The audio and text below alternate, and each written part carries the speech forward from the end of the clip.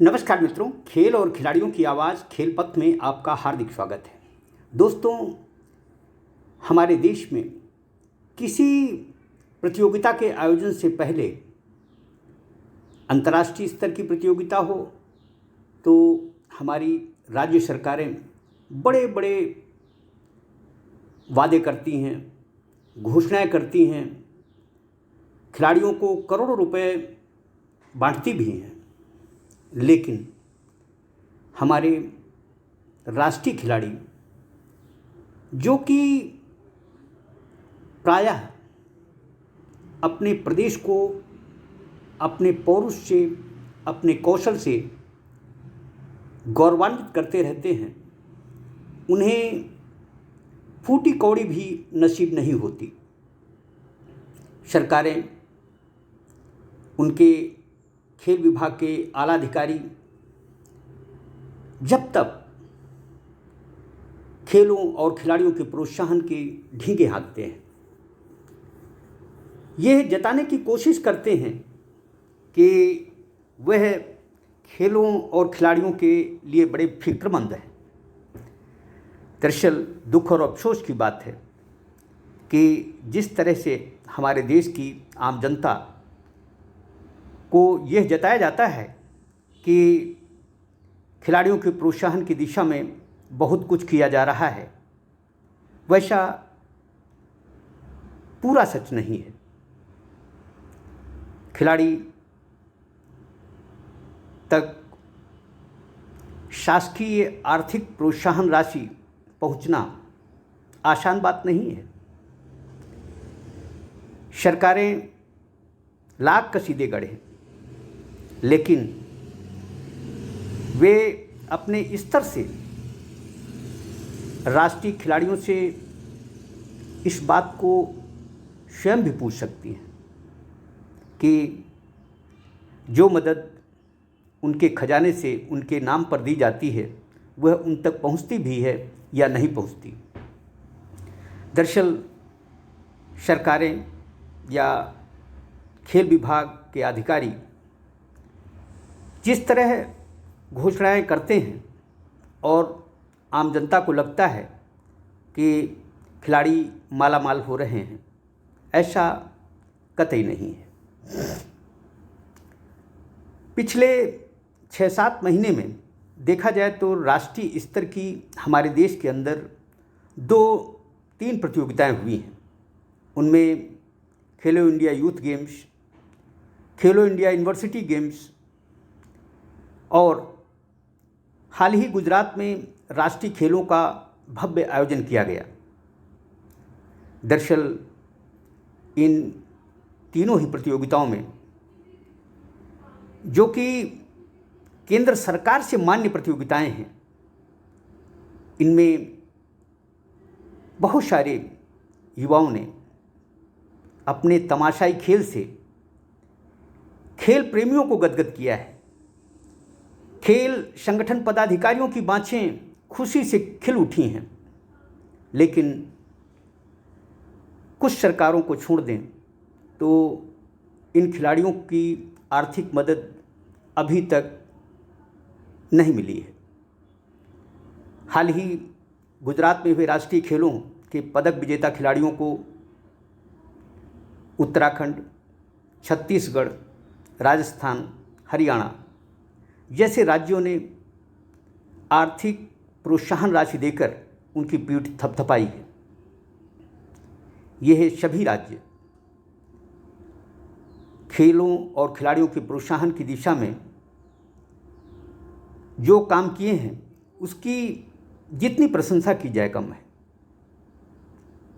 हमारे देश की सबसे बड़ी आबादी वाला राज्य उत्तर प्रदेश, जहां बेशुमार प्रतिभाएं हैं,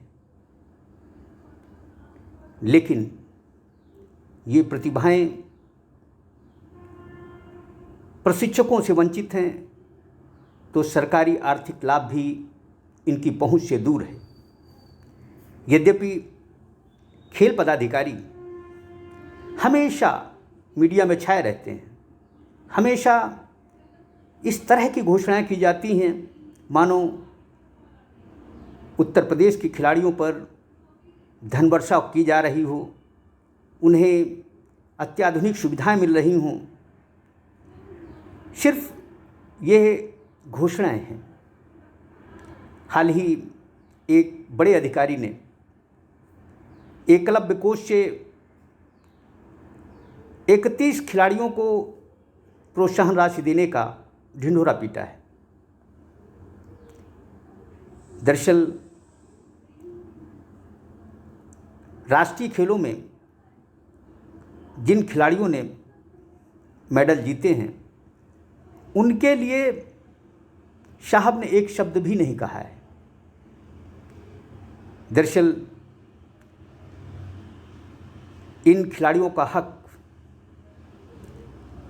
सिर्फ और सिर्फ खेल एसोसिएशन पदाधिकारी और खेल निदेशालय में लंबे समय से पदस्थ अधिकारी मिली भगत कर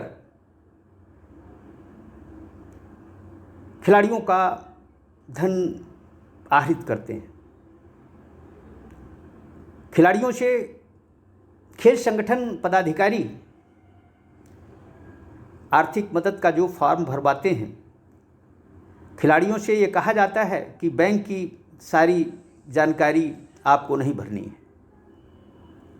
ऐसा क्यों कहा जाता है, इसका खेल प्रेमी सहज ही अंदाज़ा लगा सकते हैं।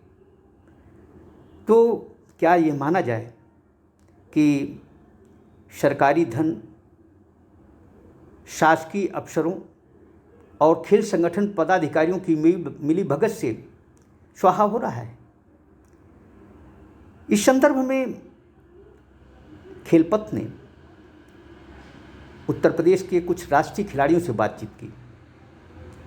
उन राष्ट्रीय खिलाड़ियों ने जो कुछ भी बताया वह न केवल दुखद है, बल्कि यह सरकार की कथनी करनी को भी उजागर करता है। घोषणाएं या तो की जाए तो खिलाड़ी का पसीना सूखने से पहले उसे प्रोत्साहन राशि मिल जानी चाहिए। देखा जाए तो खेल बजट की किसी भी राज्य के सामने कोई कमी नहीं है, लेकिन किसी राज्य सरकार ने भी ऐसा पोर्टल ईजाद नहीं किया है जिसमें आर्थिक प्रोत्साहन का जो जानकारी खिलाड़ी से सीधा मंगाया जा सके। मैं समझता हूँ कि शासकीय धन का जिस तरह दुरुपयोग हो रहा है, उसे यदि रोकना है तो खेल निदेशालय को स्वयं का एक पोर्टल बनाना चाहिए जिसमें सारे पदक विजेता खिलाड़ी अपनी जानकारी देते रहें। राजस्थान में ऐसा हो रहा है। राजस्थान सरकार राज्य स्तर पर मेडल जीतने वाले खिलाड़ियों को भी आर्थिक मदद देकर प्रोत्साहित करती है। उनसे हर 3 महीने में उनकी उपलब्धियों का लेखा जोखा मांगती है। दरअसल हम यदि उत्तर प्रदेश को खेलों में उत्तम प्रदेश बनाना चाहते हैं तो कुछ पुराने कानूनों को बदलना होगा, हमें अपडेट होना होगा। मैदानों के अपडेट कर देने से कुछ नहीं होने वाला। हमें खेल निदेशालय में कार्यरत अधिकारी कर्मचारियों को भी अपडेट करना होगा। आखिर प्रदेश के खिलाड़ी कब तक खेल संगठन पदाधिकारियों के हाथ की कठपुतली बने रहेंगे और अपने हक के लिए सिर्फ उनका मुंह ताकते रहेंगे? खिलाड़ियों की मदद हो। अंतर्राष्ट्रीय खिलाड़ी प्रायः पैसा मिलने के बाद सरकार का गुणगान करने लगते हैं। ठीक है, अंतर्राष्ट्रीय खिलाड़ियों को भी आर्थिक मदद मिलनी चाहिए, उन्हें भी शासकीय सेवा का अवसर मिलना चाहिए, लेकिन इन अंतर्राष्ट्रीय खिलाड़ियों को अपने से नीचे के खिलाड़ियों की भी सुध लेनी चाहिए। उनकी क्या तकलीफ़ें हैं, उन्हें प्रशिक्षक मिल रहे हैं या नहीं मिल रहे हैं, उन्हें शासकीय मदद मिल रही है या नहीं मिल रही है, इसकी जानकारी भी उन्हें रखनी चाहिए। और जब भी वह प्रदेश के मुखिया से मिलते हैं या खेल मंत्री से मिलते हैं या दीगर मंत्री खेल पदाधिकारी से मिलते हैं तो उसके सामने उस समस्या को भी रखें। हो सकता है खिलाड़ियों की पहल से उनके छोटे भाइयों के चेहरे खिल उठें। जय हिंद, जय भारत।